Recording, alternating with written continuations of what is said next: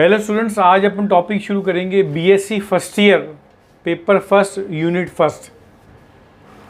Topic है cell structure, जिसे हम बोलते हैं एल्गल सेल स्ट्रक्चर, एल्गी की सेल स्ट्रक्चर, कोशिका संरचना। On the basis of organisation algal cell is a two type, दो प्रकार की एल्गी सेल होती है, prokaryotic algae cell and eukaryotic algae cell. इसके अंदर प्रोकैरियोटिक एल्गी सेल और यूकैरियोटिक एल्गी सेल केवल एल्गी से रिलेटेड हम बात करेंगे। थ्योरी आप खुद भी बना सकते हैं मेरे साथ साथ, या आप मुझे मैसेज करेंगे तो मैं आपको इसकी पीडीएफ, मेरे खुद के बनाए हुए नोट्स हैं, मैं आपको पीडीएफ सेंड कर दूंगा। तो शुरुआत करते हैं। डायग्राम सेम का सेम रखना है आपने, इसकी स्क्रीनशॉट ले सकते हैं और डायग्राम को चेंज मत करना बेटा, क्योंकि बुक्स में थोड़ा कॉम्प्लिकेटेड डायग्राम दे रखे होते हैं। ये डायग्राम मैंने बहुत ही बेस्ट तरीके से बना के रखा हुआ है इसके अंदर। तो शुरुआत करते हैं बाहर की तरफ। एक को पहले मैं एक्सप्लेन करता हूँ, फिर अपने को उसको स्टडी करेंगे। That is the algal prokaryotic cell. सबसे बाहर की तरफ शीट होती है, ये दो इधर भी होती है, इधर भी होती है, इधर भी होती है, इधर भी है। मैंने ऊपर और नीचे दो तरफ दिखा रखी है। म्यूसिलेजिनस शीट, हिंदी में इसको कहते हैं श्लेष्मा झिल्ली। ब्लू कलर की जो शीट दिख रही है that is the cell wall. Black colour की जो है सेल मेम्ब्रेन, जिसमें फिंगर लाइक प्रोजेक्शन भी होते हैं। देन फोटोसिंथेटिक लैमेली, जीनोपोर, बीच में स्ट्रक्चर दिख रही है। अल्फा ग्रेन्युल्स, ये भी अल्फा ग्रेन्युल्स है और ये भी अल्फा ग्रेन्युल्स है, जिसके चारों तरफ रेड कलर ब्लैक कलर के दिख रहे हैं। बीटा ग्रेन्युल्स हर एक में मिलेगा। राइबोसोम डाइमर कहते हैं इसको, जब दो राइबोसोम जुड़े हो तो राइबोसोम डाइमर बोलते हैं। That is the cytoplasm and gas vacuole. ये हमारी प्रोकैरियोटिक एल्गी सेल है, जिसके अंदर 8 स्ट्रक्चर हम पढ़ेंगे। इसके अंदर mucilaginous sheet, cell wall, cell membrane, photosynthetic lamellae, genophore, ribosome, alpha granules, gas vacuole. तो एक एक को स्टडी करते हैं हम लोग। Number 1 mucilaginous sheet. डायग्राम आपके सामने बना हुआ है, माइक्रोफाइबल्स की बनी होती है। अगर हम म्यूसिलेजिनस शीट को माइक्रोस्कोपिक कंडीशन द्वारा थोड़ा इनलार्ज करके देखते हैं तो इसमें छोटे छोटे, एक साइज में छोटा एक बड़ा, एक छोटा एक बड़ा, छोटे छोटे माइक्रोफाइबल्स की बनी होती है म्यूसिलेजिनस शीट। और सबसे इंपॉर्टेंट पॉइंट है, इसके अंदर पैक्टिक एसिड एंड म्यूकोपॉलीसैकेराइड्स पाया जाता है। पैक्टिक एसिड केमिकल कंपोजिशन अगर हम देखें तो पैक्टिक एसिड एंड म्यूकोपॉलीसैकेराइड इसमें पाया जाता है। और मोस्ट इंपॉर्टेंट पॉइंट है, ये mucilaginous sheet only present in aquatic algae. वो एल्गी जो जली होती है, जो जल में पाई जाती है, उसके अंदर ये मिलती है। क्योंकि इसका मेन फंक्शन जो है म्यूसिलेजिनस शीट का, वो ड्राइनेस कंडीशन से बचाना है, ताकि वो कोई भी एल्गी जो है ड्राई ना हो सके। इसलिए ये ड्राइनेस कंडीशन इसको बचाती है। सेकंड टॉपिक शुरू करते हैं, सेल वॉल। ये फर्स्ट टॉपिक अपना कंप्लीट हुआ, म्यूसिलेजिनस शीट। ब्रीफ में आपको एक छोटा सा पॉइंट फिर बता दूं, केमिकल कंपोजिशन। पहला पॉइंट क्या, देखो क्या क्या याद करना है, दैट इज इंपॉर्टेंट। बाकी आप लिख सकते हैं आप। नंबर वन पॉइंट इसके अंदर क्या याद करना है, माइक्रोफाइबल्स की बनी होती है। दूसरा पॉइंट क्या याद रखना, केमिकल कंपोजिशन में पैक्टिक एसिड एंड म्यूकोपॉलीसैकेराइड्स की बनी होती है।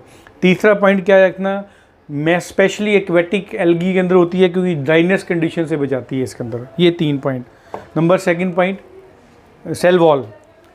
सेल वॉल कैसा है, सेल वॉल का भी मैंने आपके सामने डायग्राम बना रखा है इसके अंदर। सेल वॉल का, इसके अंदर 3 लेयर होती है, अलग अलग पॉइंट्स दिखा रखे हैं, L1, L2, L3 and L4। ये जो डायग्राम बना रखा है, L1 इनर लेयर है, ये अंदर से बाहर की तरफ याद रखना। ये अंदर है तो इसे मैं लिख देता हूँ, दैट इज इनर,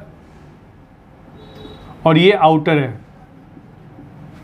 तो बाहर से अंदर या अंदर से बाहर की तरफ बात करेंगे तो साइंटिस्ट ने अंदर से इसकी जो कलर नंबरिंग दे रखी है, L1, L2, L3 and L4, 4 प्रकार की होती है। और इसके अंदर सेकंड लेयर को म्यूकोपॉलीमर लेयर भी कहते हैं।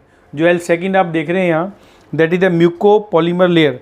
अगर केमिकल कंपोजिशन की बात करें हम सेल वॉल की, तो इसके अंदर glucosamine, amino acid, muramic acid, diaminopimelic acid, ये सारा का सारा पाया। Diaminopimelic acid, diaminopimelic acid, ये सबसे इंपॉर्टेंट पॉइंट है। और मज़े की बात है, इसमें एक चीज़ मैं बताऊंगा, आपको मैंने कितनी सारी केमिकल कंपोजिशन बता दी, रिपीट कर रहा हूँ, glucosamine, amino acid, muramic acid, diaminopimelic acid. जबकि सेल वॉल में हमने सेलुलोज नहीं पढ़ा, because cellulose totally absent in algal cell. इसीलिए इस सेल को हम लोग क्या कहते हैं, loose type of cell wall. ये लूज टाइप की सेल वॉल होती है because cellulose totally absent in this. इसके अतिरिक्त में अमीनो एसिड भी पाए जाते हैं, डिफरेंट टाइप के अमीनो एसिड है, D alanine, L alanine type का अमीनो एसिड है, और सेलुलोज इसके अंदर टोटली एब्सेंट होता है। So that is the cell wall. Second third point हमारा शुरू करते हैं हम लोग, सेल मेम्ब्रेन। डायग्राम आपके सामने दिख रहा है। ये एक ऐसी सेल मेम्ब्रेन है जिसके चारों तरफ अंदर की तरफ एक फिंगर लाइक प्रोजेक्शन, हाथ की उंगलियों के उभारनुमा एक संरचनाएं पाई जाती हैं। और सबसे इम्पोर्टेंट है, ये प्रोटीन, लिपिड प्रोटीन की बनी होती है। केमिकल कंपोजिशन देखिए, नॉर्मल जो सेल मेम्ब्रेन होती है प्लांट की उसी की तरह होती है, स्पेशल केमिकल कंडीशन इसमें नहीं होती। जो आगे अपन फ्लूइड मोज़ेक मॉडल या आप लोगों ने यूनिट मेम्ब्रेन मॉडल पढ़े होंगे, प्रोटीन, लिपिड प्रोटीन की लेयर इसमें बनी होती है। फंक्शन की अगर बात करें तो सबसे इंपॉर्टेंट पॉइंट है फंक्शन, इसके अंदर फोटोसिंथेटिक लैमेली अटैच है। इस वजह से ये एक प्रकार की श्वसन, जिसे हम इंग्लिश में कहते हैं रेस्पिरेशन, तो ये सेल मेम्ब्रेन रेस्पिरेशन में हेल्प करती है। ये बहुत ही इंपॉर्टेंट पॉइंट है। प्रोकैरियोटिक की cell membrane help in respiration, याद रखना, prokaryotic cell membrane help in respiration. सबसे इंपॉर्टेंट, बार बार रिपीट कर रहा हूँ, इसका मेन फंक्शन ही रेस्पिरेशन है सेल मेम्ब्रेन का। चलिए नंबर 4 पॉइंट है फोटोसिंथेटिक लैमेली। फोटोसिंथेटिक लैमेली, ये फोटोसिंथेटिक लैमेली कौन कौन से होते हैं, ये भी फोटोसिंथेटिक लैमेली है बेटा। ये जो पॉइंट देख रहे हो आप, ये finger like projection, all are photosynthetic lamellae, जिसे हम कहते हैं हिंदी में प्रकाश संश्लेषी तंतु। ये प्रकाश संश्लेषी तंतु है।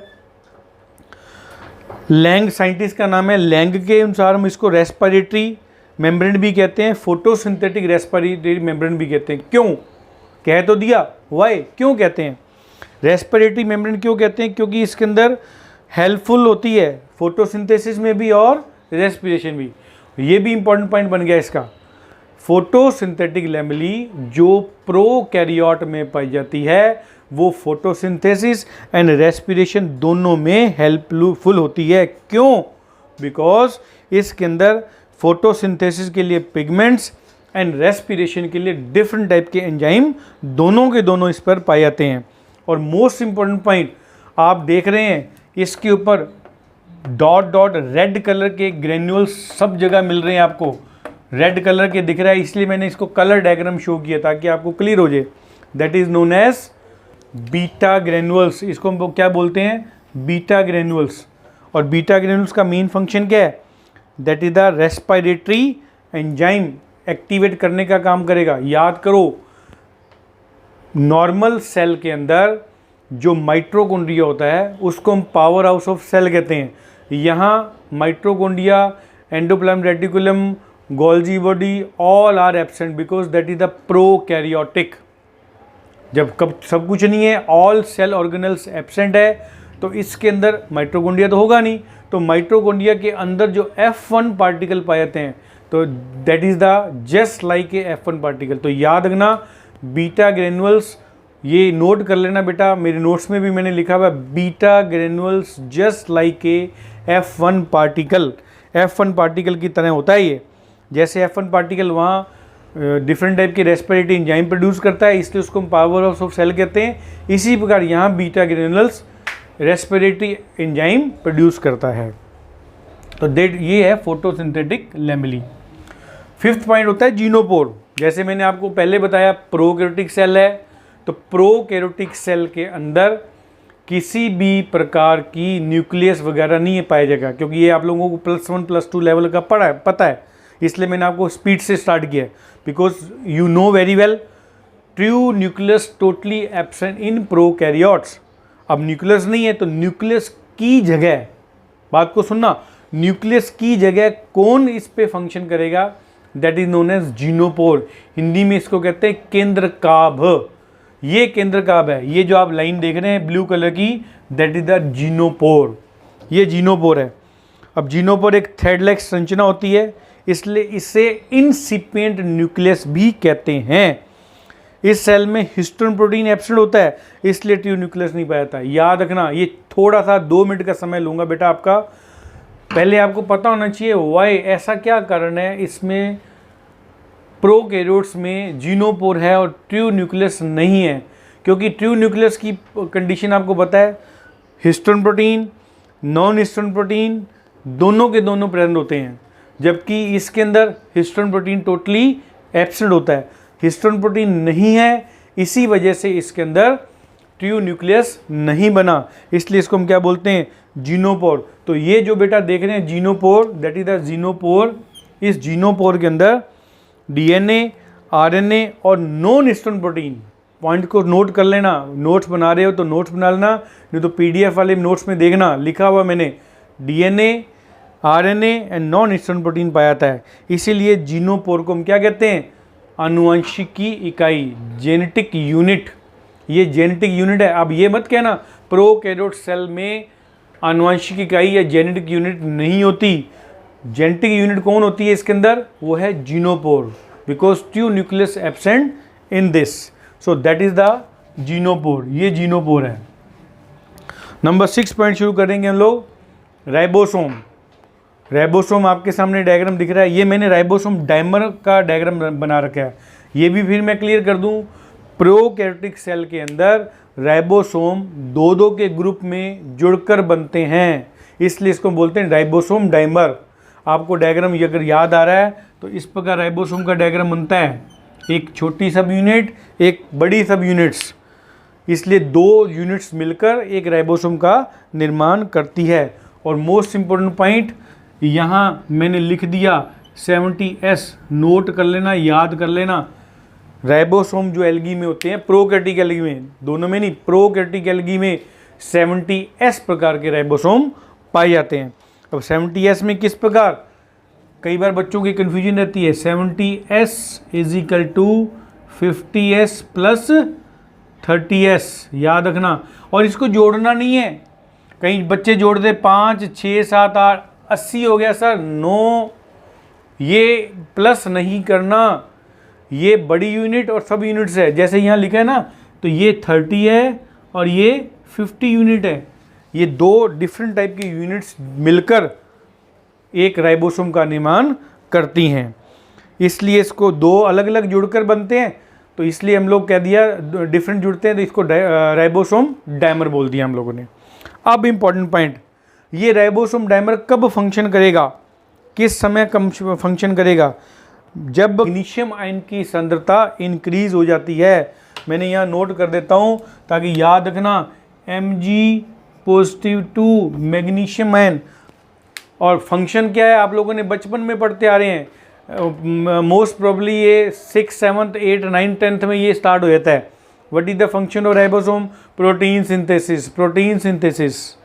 अब मैं आपको एक नई चीज़ बता रहा हूँ, क्योंकि आप कॉलेज में एंटर कर चुके हैं, तो जब भी आपसे पूछे what is the function of ribosome, तो आप ठीक है बोलें प्रोटीन सिंथेसिस, बट आपने क्या बोलना है, क्योंकि आप थोड़ा मैच्योर हो गए ना, आपने बोलना है मैग्नीशियम की कंसंट्रेशन की वजह से राइबोसोम प्रोटीन सिंथेसिस का काम करता है। जब मैग्नीशियम की कंसंट्रेशन कम हो जाएगी तो राइबोसोम अपना फंक्शन नहीं करेगा। तो टीचर को लगेगा वेरी गुड, बहुत अच्छी बच्चे ने तैयार किया हुआ है। जब तक सेल में मैग्नीशियम आयन की कंसंट्रेशन इंक्रीज नहीं होती तब तक राइबोसोम एक्टिव नहीं होता, और तब तक राइबोसोम एक्टिव नहीं होता तो वो प्रोटीन सिंथेसिस का फंक्शन या प्रोटीन संश्लेषण का फंक्शन नहीं करता, याद रखना। जब, और मैंने आपको फिर बता दिया, प्रोकैरियोटिक एल्गी सेल है, इसमें सिंगल राइबोसोम काम नहीं करेगा, 2, 3, 4 के ग्रुप में राइबोसोम काम करेंगे, इसलिए इसको हम बोलते हैं राइबोसोम डाइमर या पॉलीराइबोसोम। तो इसलिए इसको ये वर्ड बोलना है, इसमें प्रोटीन सिंथेसिस का काम पॉलीराइबोसोम करता है। ये नोट करना है, वहाँ ये लाइनिंग होती है, क्योंकि आपने एक बच्चे ने पढ़ा राइबोसोम, आ गया क्वेश्चन, आ गया प्रोकैरियोटिक सेल, आपने लिख दिया ribosome help in protein synthesis, फटाफट रनिंग फॉर्म में। एक स्टूडेंट ने लिखा है राइबोसोम डाइमर और polyribosome present in prokaryotic cell and that is help in protein synthesis. तो क्वेश्चन तो बेटा ऑटोमेटिकली जिसने पॉलीराइबोसोम लिखेगा उसको नंबर मिलेंगे, क्योंकि उसने अच्छी तरह अंडरलाइन भी किया है। So that is the ribosome, याद रखना। ये मेरे नोट्स में भी मैंने क्लियर हुआ है और आप भी इसको बना सकते हैं, अच्छी तरह तैयार कर सकते हैं इसके अंदर, ठीक है। चलिए नेक्स्ट पॉइंट करते हैं। नंबर 6 पॉइंट क्लियर हुआ हमारा। 6 पॉइंट के बाद अपना स्टार्ट होता है 7 point alpha granules. Alpha granules ये जो देख रहे हैं रेड कलर के या ये ब्लैक कलर के जो डॉट डॉट देख रहे हैं, that is the alpha granules. है क्या चीज़? सिंपल, इसको रट्टा नहीं मारना, सिंपल पॉइंट में alpha granules is a food storage particle. Food storage particle, याद करो, मैं बार बार बोल रहा हूँ, रिपीट कर रहा हूँ, इसको वीडियो को सुनना समझ आ जाएगा। फूड स्टोरेज पार्टिकल सेल के अंदर भोजन का संग्रह करते हैं, हिंदी मीडियम में फूड स्टोरेज पार्टिकल का काम करते हैं। जो ये फूड बनाता है या लेता है उसको स्टोर कहाँ कर देते हैं? अल्फा ग्रेन्यूल्स में। सिंपल, ये अल्फा ग्रेन्यूल्स हो गया हमारा। Number 8 gas vacuole. अब गैस वैक्यूल इसमें होता है, क्योंकि मैंने शुरू में बताया एल्गी की थैलेस ऑर्गेनाइजेशन अपन प्रीवियस में पढ़ चुके हैं। इसके अंदर टेरेस्ट्रियल एल्गी भी होती है, एक्वेटिक एल्गी होती है और अनयूजुअल हैबिटेट भी होता है। थैलेस ऑर्गेनाइजेशन आप लोगों ने पढ़ लिया। तो गैस वैक्यूल केवल इसमें पाया जाएगा जो एल्गी एक्वेटिक होती है, मतलब जो एल्गी जली होती है उसमें गैस वैक्यूल पाया जाता है। क्योंकि इस गैस वैक्यूल में ये जो आप देख रहे हैं ये पॉइंट्स, इसके अंदर जो डॉट डॉट नहीं बनाया मैंने, खाली बनाया। क्यों? क्योंकि इसमें स्पेशल प्रकार की गैस भरी होती है जिसको बोलते हैं मेटाबॉलिक गैस। जो मेटाबॉलिक गैस जब इसमें भर जाती है तो एक्वेटिक एल्गी को, जलीय एल्गी को फ्लोटिंग करने में, तैरने में, जल में फ्लोट करने में, तैरने में सहायक करती है। याद रखना। वैसे तो इसके अंदर और भी एल्गी वैक्यूल होते हैं, परंतु यहाँ सबसे इंपॉर्टेंट हम बात कर रहे हैं प्रोकैरियोटिक की, और प्रोकैरियोटिक के अंदर मैक्सिमम गैस वैक्यूल पाई जाती है। अब लास्ट में सबसे इंपॉर्टेंट पॉइंट आपको मैं क्लियर कर दूँ, ये हमारी जो प्रोकैरियोटिक एल्गी है किस में पाई जाती है सब, क्योंकि पता होना चाहिए ना ये प्रोकैरियोटिक एल्गी है किसके अंदर। तो याद कर लें बेटा, साइनोफाइसियन एल्गी कहते हैं इसको। साइनोफाइसियन, ब्लू ग्रीन एल्गी, इसको कहते हैं ब्लू ग्रीन एल्गी, और वैसे इसका नाम है साइनोफाइसियन एल्गी। अगर आपसे कोई पूछे प्रोकैरियोटिक एल्गी कौन है, तो याद करना cyanophycean algae, blue green algae, और किसी में नहीं। बाकी जितनी भी एल्गी अपन पढ़ेंगे, Chlorophyceae, Phaeophyceae, Rhodophyceae, Xanthophyceae, Bacillariophyceae, Charophyceae and so on, all are eukaryotic, only single Cyanophyceae blue green algae. ये टॉपिक मेरा फिनिश हुआ। मैं रिपीट करता हूँ ताकि आपको टिप्स पे सारी बात याद हो दे, बाकी आप अपनी मर्जी से लिख सकते हैं। क्या लिखना है? नंबर 1 म्यूसिलेजिनस शीट, बड़े ध्यान। अब ये जो 2 मिनट है या 5 मिनट है, सबसे इंपॉर्टेंट है। Mucilaginous sheet most important point microfibres की बनी होती है। दूसरा important point maximum mostly present in aquatic algae. तीसरा इंपॉर्टेंट पॉइंट इसमें muco polysaccharides and pectic acid पाए जाते हैं, और फंक्शन ड्राइनेस से बचाती है। हो गया याद? कहाँ रट्टा हमारा? Second point cell wall, loose type की, पहले याद कर लो लूज टाइप की सेल वॉल है क्योंकि प्रोकैरियोटिक है, और सीधा ही लिख दो इसमें सेलुलोज एब्सेंट होती है इसलिए लूज टाइप की सेल वॉल है। तो क्या होगा? अब इसमें फॉर्मेशन दे दो। 4 लेयर बनी होती है, L1, L2, L3, N4। Inner से L1, आउटर कंडीशन से सॉरी क्या क्या पाया जाता है? अगर आपसे केमिकल कंपोजिशन पूछे, ग्लूकोसेमिन, amino acid, muramic acid, डाइमिनो पाल्मिक acid, और स्पेशल प्रकार के अमीनो एसिड कौन कौन से हैं? D alanine, L alanine type के सेल अमीनो एसिड इसमें पाए जाते हैं, और लूज सेल वाला, बिकॉज इसके अंदर सेलुलोज एब्सेंट होता है। हो गया याद? रट्टा नहीं मारना, रट्टा तो मारना ही नहीं बेटा। Cell membrane, cell membrane simple है, प्रोटीन, लिपिड प्रोटीन की बनी होती है। इसमें फोटोसिंथेटिक लैमेली लगे होते हैं फिंगर लाइक प्रोजेक्शन से, इसलिए इसका फंक्शन इंपॉर्टेंट हो गया। ये फंक्शन इसका डिफरेंट है। जो नॉर्मल यूकैरियोटिक सेल है उसकी सेल मेम्ब्रेन रेस्पिरेशन नहीं करती, केवल इसकी प्रोकैरियोटिक की सेल मेम्ब्रेन जो है रेस्पिरेशन करती है। हो गया याद। Number 4 photosynthetic lamellae, finger like projection present किसके ऊपर लगे होंगे, सेल मेम्ब्रेन के ऊपर, स्पेशल प्रकार के, और ये दोनों का काम करेंगे, फोटोसिंथेटिक भी और रेस्पिरेशन भी, क्योंकि इसमें फोटोसिंथेटिक पिगमेंट भी निकलेगा और रेस्पिरेशन एंजाइम भी पाए जाएंगे। और most important point beta granules, beta granules इसमें होते हैं जो कि माइटोकॉन्ड्रिया के F1 पार्टिकल की तरह होते हैं। हो गया याद। Next point genophore, genetic recombination, genetic की एक्टिविटी को देने के लिए इसमें ट्रू न्यूक्लियस नहीं होता, इसलिए इसमें जीनोपोर पाया जाता है। क्यों नहीं होता, एक पॉइंट याद कर लो, हिस्टोन प्रोटीन एब्सेंट, अंडरलाइन कर दो, पंचिंग लाइन में बता रहा हूँ, ये अंडरलाइन कर दो, याद हो गया, clear. Non histone protein DNA RNA पाया जाता है, इसलिए इसके अंदर जेनेटिक रिकॉम्बिनेशन होगा और अनुवंशिक इकाई मानी जाती है। Number 6 point ribosome, ribosome dimer के फॉर्म में होता है, कभी भी सिंगल राइबोसोम नहीं होता। मोस्ट इंपॉर्टेंट पॉइंट कौन सा राइबोसोम है, 2 राइबोसोम होते हैं ना, 70S एंड 80S, परंतु प्रोकैरियोटिक में कौन सा होगा, ओनली 70S राइबोसोम। 2 यूनिट कौन कौन सी बनी होती हैं, 50S एंड 30S, 2 प्रकार की सब यूनिट्स होती हैं इसके अंदर। क्लियर। किसकी प्रेजेंस में काम करेगा, मैग्नीशियम, जब साइटोप्लाज्म में मैग्नीशियम की कंसंट्रेशन इंक्रीज हो जाएगी उस समय ये काम करेगा, सिंपल। नेक्स्ट पॉइंट इसके अंदर क्या आएगा, alpha granules, what is the mean by alpha granules, function याद करना है, food storage particle. Prokaryotic algae में फूड स्टोरेज पार्टिकल कौन है, alpha granules. Then gas vacuole, metabolic gas present होती है, that is mostly present in aquatic algae, aquatic algae में मिलेगी। और ज़्यादातर आपको ये भी क्लियर कर दूं, साइनोफाइसी की मैक्सिमम एल्गी जो है एक्वेटिक होती है, और इसमें मेटाबॉलिक एक्टिव गैस होने की वजह से ये फ्लोट करने में हेल्प करेगा, उसको हेल्प करेगा। फिनिश, खत्म काम। और लास्ट में सबसे इंपॉर्टेंट पॉइंट याद रखना, blue green algae, prokaryotic algae एकमात्र एल्गी है, याद करना, एकमात्र एल्गी कौन कौन सी है हमारी ब्लू ग्रीन एल्गी में, रिपीट कर रहा हूँ, साइनोफाइसी, रिपीट कर रहा हूँ बार बार, साइनोफाइसी। और 2 एग्जाम्पल कौन कौन से आपके कोर्स में, ऑसिलोटेरिया एंड नोस्टॉक, ऑसिलोटेरिया नोस्टॉक 2 ही है जो दोनों की दोनों प्रोकैरियोटिक एल्गी में या साइनोफाइसिन एल्गी में पाई जाती है। Thank you very much. PDF notes में से लेने हो आप मुझे मेल करें, मैं आपको hand to hand PDF notes आपको सेंड कर दूंगा। Thank you very much.